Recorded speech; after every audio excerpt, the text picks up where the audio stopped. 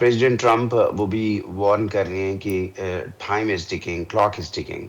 जी। और वो ये चाह रहे हैं कि ईरान को चाहिए कि वो जल्द अज जल्द ऐसी तजावीज़ सामने लेके आए जिस पे इत्तेफाक हो सके, या वो अमेरिकन डील्स जो है वो अमेरिकन जो प्रपोजल्स है उसको एक्सेप्ट करे। अदरवाइज जो है उनको एक बार फिर वो वही पुरानी धमकी दे रहे हैं कि ईरान को बिल्कुल सफायस्ती से मिटा दिया जाएगा। बिल्कुल और सही। ये बड़ा एंटिसिपेटेड था पहले भी कि अगर मुज़ाकरात के ज़रिए बात नहीं बनती, तो एक बार फिर जंग का सिलसिला शुरू हो सकता है।